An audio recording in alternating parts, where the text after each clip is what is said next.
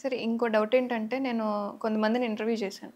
So, వాళ్ళ side ఉన్న విధం ఏంటి అంటే, మరి రాజమండ్రి నువ్వు హైదరాబాద్ నుంచి రాజమండ్రి ఎళ్తున్నప్పుడు ఒక 3 సార్లు మధ్యలో పడిపోయినప్పుడు రిటర్న్ ఎందుకు ఇంటికెళ్ళలేదు అంటే కారణం లైక్ వాళ్ళ వైఫ్‌కి, ఆయనకి గొడవలయ్యుంటాయి. వాళ్ళ గొడవల మూలంగానే డ్రింక్ చేసో లేకపోతే ఇదంతా జరుగుంటుంది. ఇంట్లో సమస్యల మూలంగానే ఇది జరిగింది అని చెప్పి ఆయన మాట్లాడడం జరిగింది. అంటే నాకొక డౌట్ వచ్చింది. వీళ్ళు ఇంకా మాట్లాడుతుంటే ఇప్పటి వరకు ఈ బాడీ, ఈ పోస్ట్ మార్టం ఇక్కడ జరిగిన సన్నివేశాలకు సంబంధించి మాత్రమే ఫుటేజ్ వచ్చింది. ఇది ఫ్యామిలీ వరకు వెళ్ళిందంటే ఇంకా ఘోరంగా ఉంటది అన్న. ఓకే, దీనికి నేను చెప్తాను, సమాధానం చెప్తాను. నేను కడప నుంచి బయలుదేరి వచ్చాను. డెడ్లీ యాక్సిడెంట్స్ నేను లాస్ట్ టైం ఇంటర్వ్యూలో కూడా చెప్పాను. ఇంచ్లో పోయింది డెడ్లీ యాక్సిడెంట్స్. ఇలాంటి నాకు చాలా పోయాయి. నేను కంటిన్యూస్గా ట్రావెల్ చేస్తుంటా కదా, కార్లో వెళ్తుంటా కదా, నైట్ టైం ఇలా కళ్ళు మూతలు పడి నడిపిన సందర్భాలు ఉన్నాయి. అలా కళ్ళు మూతలు పడుతుంటాయి, నేను స్టీరింగ్ తిప్పుతూనే ఉంటాను. తెలుసు నాకు, కానీ కొన్ని సందర్భాల్లో అవసరం పరిగెత్తాల్సి వస్తుంది, టైంతో పాటు పరిగెత్తాల్సి వస్తుంది. మొన్న విజయవాడలో మీటింగ్ ఉంది. ఉదయం 10 గంటలకు మీటింగ్, యూత్ మీటింగ్. నేను 7 గంటలకు లేచాను ఉదయాన్నే. నా దగ్గర నుంచి విజయవాడకి 8 గంటల జర్నీ. 8 గంటల జర్నీ. అయితే ఈ ప్రవీణ్ పగడాల గురించి నేను ఎప్పుడైతే మాట్లాడానో కొన్ని వందల ఫోన్స్ వస్తున్నాయి. ఈ మొబైల్ని సైలెంట్ పెట్టి పక్కన పెట్టేశాను, ఏ మొబైల్ ఎత్తలే. అయితే ఈ మీటింగ్ ఉండే విషయం మర్చిపోయాను నేను. వాళ్ళు అక్కడ బ్యానర్లు వేసుకున్నారు, మొత్తం అంతా రెడీ చేసేసుకున్నారు, అంతా హంగామా చేసేసుకున్నారు. వాళ్ళకి నేనేం చెప్పానంటే, ఆ రోజు ఒక్కసారి నేను డేట్ ఇచ్చాను కదా, నేను ఫోన్ ఎత్తకపోయినా సరే ఆ సమయానికి అక్కడ ఉంటాను, నేను నన్ను వదిలిపెట్టేసి పనులు చేసుకొని ఆ టైంకి అక్కడ ఉంటాను అని చెప్పాను. నిజమే, అలా ఉంటాను నేను. అయితే మర్చిపోయాను, ఎందుకంటే ఈ ఫోన్లు హడావిడిలో మర్చిపోయాను దాన్ని. ఎందుకంటే ఈ టెన్షన్లో పడిపోయాను. ఆ రోజు 9 గంటల దాకా లైవ్ ఇచ్చాను నైట్. ఇంటికి వచ్చేవాడు 10 పైన అయిపోయింది, తిని పడుకునేప్పుడు 11 అయిపోయింది. సో 7కి లేచాను. లేచేటప్పటికి లేచి మొబైల్ తీసుకొని అంటే ఏంటి పరిస్థితి అని అలా చూస్తే ఇద్దరు లింక్ ఇచ్చారు, వీడియో లింక్ ఇచ్చారు నా స్నేహితులు. సరే లింక్ నొక్కి చూస్తున్నా, ఇంకా ప్రేయర్ కూడా చేసుకోలే, ఎందుకంటే ఈ హంగామాలు ఉన్నాయి కదా. అప్పుడు సడన్గా ఫోన్ వచ్చింది, నా స్నేహితుడు ఆయన ఫోన్ చేస్తే, ఏంటి ఈ టైంలో కాల్ చేస్తా అంటే ఉదయం 7 గంటలకే. అన్న ఎక్కడున్నారు, మీటింగ్ రెడీ అవుతుంది, మీటింగ్ టైం అవుతుంది కదా. ఏం మీటింగ్ అన్న? అదేంటన్నా 10 గంటల మీటింగ్ ఉంది కదా విజయవాడలో అన్నాడు. అంతే ఉన్నత షివరింగ్ వచ్చింది. 7 గంటల నుంచి 10 గంటలు 3 గంటల్లో నేను అలా వెళ్ళి అసలు బ్రష్ కూడా వేయలేదు, అప్పుడే లేచాను అంతే. ఇక వాళ్ళు ఫోన్ చేశారు, బ్రదర్ మనస్ఫూర్తిగా క్షమించండి, ఐఎమ్ సారీ, మధ్యాహ్నం 2 గంటలకు అక్కడ ఉంటాను,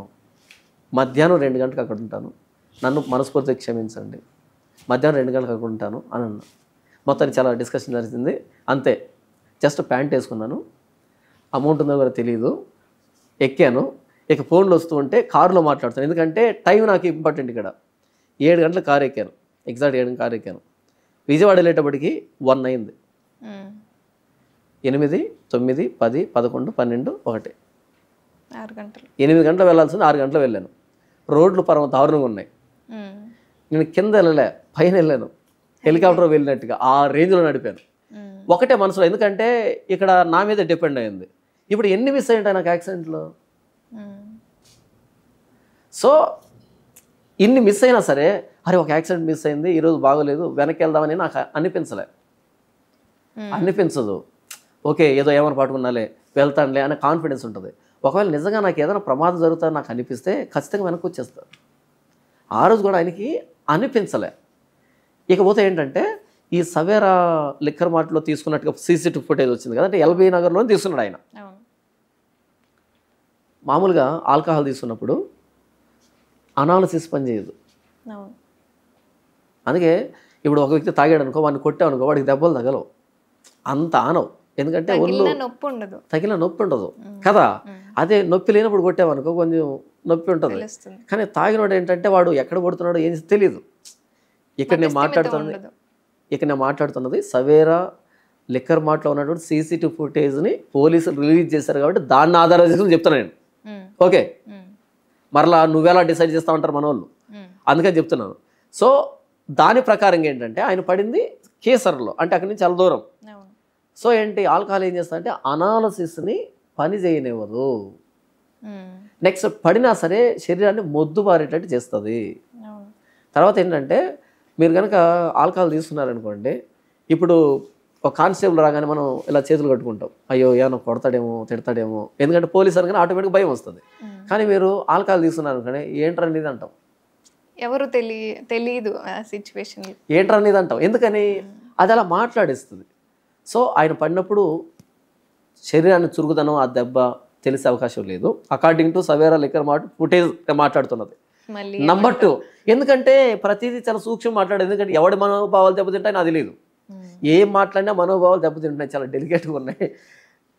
అర్థం ఒక నిజాన్ని కూడా భయపడుతూ చెప్పాల్సిన పరిస్థితి వచ్చింది. నిజం చెప్పేది నేను ఒక్కడనే, అయినా సరే నేనే భయపడాల్సి వస్తుంది. అబద్ధం చెప్పేళ్ళతో ధైర్యంగా తిరుగుతున్నారు కాలు రెగరేసి, నిజం చెప్పేనే మాత్రం భయపడాల్సి వస్తుంది. అందుకని మాటికి CCTV ఫుటేజ్ ప్రకారంగా చెప్పాల్సి వస్తుంది నాకు లేకపోయినా సరే. ఓకే, 2 అనాలిసిస్ అనేది పనిచేయదు. 3 ప్రయాణం వెళ్ళే వ్యక్తి ఏదైనా జరిగితే మరలా బ్యాక్ వస్తా అని అటు అనుకోడు, ఇక్కడేదో జరిగింది నెక్స్ట్ జరుగుతుందని ఊహించడు, ఊహిస్తే వచ్చేస్తాడు. ఇది. ఇక 4వది ఏంటంటే ఫ్యామిలీలో ఏమైనా గొడవలు ఉన్నాయా అని అన్నారు కదా. ఫ్యామిలీ గొడవకి ఈయన యాక్సిడెంట్కి సంబంధం లేదు. బండి కింద వేసుకొని పడేదానికి ఈ ఫ్యామిలీలో గొడవకి సంబంధం లేదు. అది బుర్ర తక్కువ వాళ్ళు లేవదీసేటువంటి ప్రశ్న ఈరోజు అంటున్నారు. అంటే ఆవిడ్ని కూడా బయటికి తీసుకురావడానికి మన వాళ్ళు ముచ్చట. ఈయన తెచ్చాం సక్సెస్ఫుల్గా, ఆయన క్యారెక్టర్ అంతా బజార్కి తెచ్చాం, ఇంకా కడుపు మంట చల్లారలే. ఇప్పుడు ఆవిడ్ని కూడా తెద్దాం బయటికి, ఇంట్లో గొడవలు ఉన్నాయని కోణాలు లేవదిద్దాం, ఇప్పుడు ఆవిడ కూడా బయటకు వస్తుంది కదా. అంటే ఇప్పటి వరకు స్పందించలేదు, కానీ అంతా మౌనంగానే ఉంటున్నారు. చనిపోయిన రోజు మాట్లాడిన వ్యక్తి మధ్యలో పోలీసులకి వాళ్ళని నమ్ముతున్నాం మేము అని చెప్పి మాట్లాడారు. సో దాని తర్వాత మీరు ఆపండి అని కానీ అంతా వచ్చింది కదా, క్లియర్ వచ్చింది, కానీ ఏం ఆవిడ ఆపండి చెప్పింది, ఆవిడ ఆపండి అని చెప్పింది. అయితే ఈ ప్రశ్న ఇస్తున్నటువంటి దరిద్రులకి ఇంగ్లీష్ వచ్చి చావదు. మీకు అర్థమవుతుందా? ఆవిడ ఆపండి అని తెలుగులో చెప్పాలి, ఆవిడకి తెలుగు రాదు, ఇంగ్లీష్లో చెప్పింది. ఈ పనికి మాలిన వాళ్ళకి ఇంగ్లీష్ రాలే, బెగ్గర్స్ కదా, ఇంగ్లీష్ రాదు వీళ్ళకి. ఆవిడ ఏం చెప్పింది, ఫస్ట్ డే చెప్పింది, I'm not here to take revenge అనంది. అంటే అర్థం ఏమని, నేను ప్రతీకారం తీర్చుకోవడానికి, మేము ప్రతీకారం తీర్చుకునేదానికి లేము ఇక్కడ అంటే అర్థం ఏమని, వదిలేయండి ఇద్దరితో, ఒరే దరిద్రులరా మీ పని చేసుకొని చావండి, కేకలేకండి, రెచ్చగొట్టకండి, ఎవ్వరి పాత్ర లేదు ఇక్కడ, ఒకవేళ ఎవరైనా పాత్ర ఉన్నా సరే మేము క్షమిస్తాం, మీకేంట్రా అని అంది. అయితే అది ఇంగ్లీష్లో చెప్పింది, ఈ దరిద్రులకి ఇంగ్లీష్ రాదు. నంబర్ 2, ప్రవీణ్ పగడాల అని ఆయన హీ ఫర్గివ్స్ ఎవ్రీబడి అని చెప్పింది ఇంగ్లీష్లో. అంటే ఆయన my husband Praveen Pagadala forgives everybody, ఆయన కూడా క్షమాపణ లక్ష్యం కలిగిన వాడే, నేనే కాదు, కాబట్టి ఆయన రెస్పెక్ట్ ఇస్తున్నారంటే మీరు మర్యాదగా మీ పని చేసుకుంటారా అని. అర్థమైంది వాళ్ళకి? అర్థం కాలే. మళ్ళీ ఏం చెప్పింది ఆవిడ, please please show Christ love అని చెప్పింది. క్రీస్తు ప్రేమను చూపించండి అని. క్రీస్తు అని చెప్పాడు, ఒక చెంప కొడితే రెండో చెంప చూపించండి అని చెప్పాడు. ఎంత స్పష్టంగా చెప్తే ఆవిడ స్పందించలేదంటారేంటి? తర్వాత సెకండ్ ప్రెస్ మీట్లో ఏం చెప్పింది, ఏమంటారు, రిలీజియస్ హార్మోనీని కాపాడండి, మెయింటైన్ రిలీజియస్ హార్మోనీ అని చెప్పింది ఆవిడ. అంటే మతాల మధ్య విద్వేషం రెచ్చగొట్టేటట్టు మాట్లాడకండి అని చెప్పింది. అంటే అర్థం ఏమని, హైందవుల జోలికి వెళ్ళకండి, ముస్లిం జోలికి వెళ్ళకండి అని చెప్పింది. తర్వాత ఏం చెప్పింది ఆవిడ, focus on your own ministries అని చెప్పింది. అంటే మీ పనులు చేసుకోండి అని చెప్పింది. స్పందించలేదంటారేంటి? వీళ్ళకు ఇంగ్లీష్ రాకపోతే ఆవిడేం చేస్తుంది? చదువుకొని వచ్చి ఉంటే, ఈ బెగ్గర్స్ అందరు చదువుకొని వచ్చి ఉంటే ఆవిడ ఇంగ్లీష్లో మాట్లాడింది అర్థమై ఉండేది. ఆవిడ కెమెరా ముందుకు వచ్చి, లేదు మా భర్త యాక్సిడెంట్లో మరణించాడు అని అందనుకోండి, ఈ బెగ్గర్స్ ఏం చేస్తారు తెలుసా, డబ్బులు ఇచ్చారని నిన్ను కూడా కొనేశారు, నువ్వు కూడా అమ్ముడు. అయ్యో ఇప్పుడు గుర్తొచ్చింది, స్క్రీన్ షాట్ తీసి పెట్టాను, మీకు పంపిస్తాను, మీరు డిస్ప్లే చేయండి, ఇప్పుడు నేను చదివి వినిపిస్తాను. ఓకే, స్క్రీన్ షాట్ తీసి పెట్టాను. దాని కింద వచ్చిందంటే ఇది, ఈ అభినయ దర్శన్ ఈ బెగ్గర్ ఉన్నాడే, ఈ బెగ్గర్ వీడియో చేస్తే ఈ బెగ్గర్ వీడియో కింద వచ్చింది కామెంట్ అది. ఓకే, ఇది చూసి ఎంత కుమిలిపోయానంటే నేను ఒకసారి, అంటే నేను చదివితే బాగోదు, అంటే నేనేదో ఉన్నట్లది, మీరు చదవండి. ఈ పైన ఈ బెగ్గరు, ఇదిగో స్క్రీన్ షాట్ తీశాను, ఈ కామెంట్ చూడండి, ఆవిడ పరువును ఎంత తీసి రాశారు. అంటే చదవడానికి వీలైందేనా? చదవడానికి వీలైంది. అంటే ఆవిడని తిడుతూ రాశారు, అంటే ఆయన చనిపోయిన దానికి ఆవిడ సంతోషిస్తున్నట్టుగా రాశారు. ఆవిడ చదవండి గట్టిగా. విజయ అనే ఐడి నుంచి వచ్చింది. అమ్మ మహాతల్లి జెసికా గారు, ఇప్పుడు మీ కళ్ళు చల్లబడ్డాయా? తల్లి, నీ భర్తని యాక్సిడెంట్లో చనిపోయాడు అంటే మీరు నెమ్మదిగా ఉన్నా మేమంతా బాధపడకపోదుము.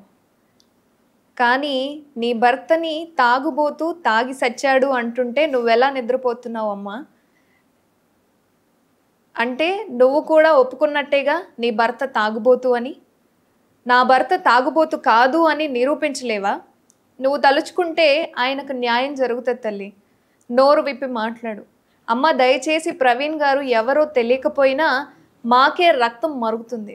ఆయన తాగి చనిపోయాడు అంటే నీకు చీమ కుట్టినట్టు కూడా లేదా తల్లి? స్పందించమ్మా దయచేసి.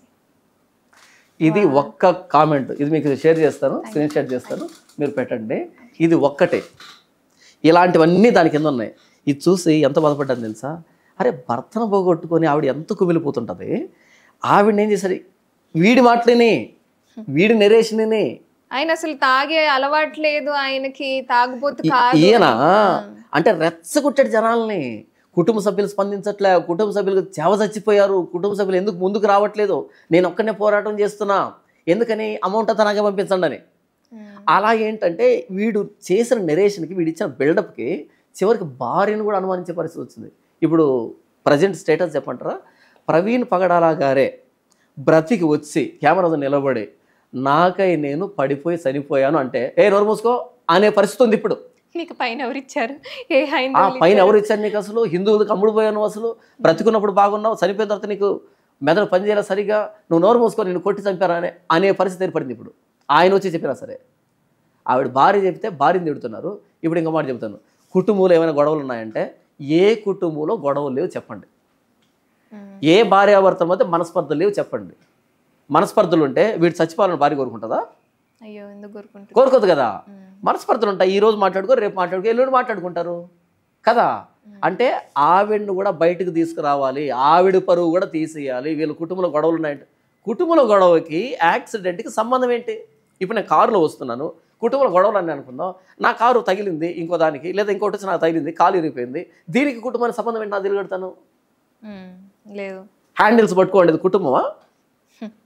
ఈ వ్యక్తి కదా. కాబట్టి ఇంతవరకు ఆయన్ను త్రాగుడుబోతుగా క్యారెక్టర్ తీసేశారు.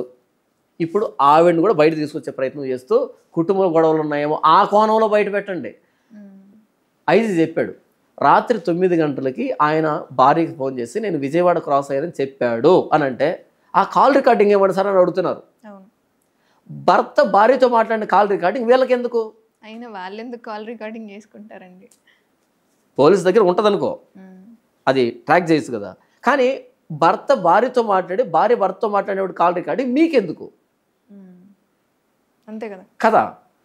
నేనేమన్నానంటే వీళ్ళ స్వార్థాల కోసం, వీళ్ళ అత్యుత్సాహం కోసం, అంతే కదా. పక్కింట్లో ఏదైనా జరుగుతుంటే మహా ఆనందంగా ఉంటుంది కదా తొంగి చూడడానికి. అలా పక్కవారి జీవితంలో ఏం జరుగుతుందో తొంగి చూడాలనే లక్ష్యం, కుసంస్కారం కలిగినటువంటి దరిద్రులందరూ కలిసి ఆయన్ని, ఆయన కుటుంబ పరివుని అంతటినీ బజార్కి లాగేశారు.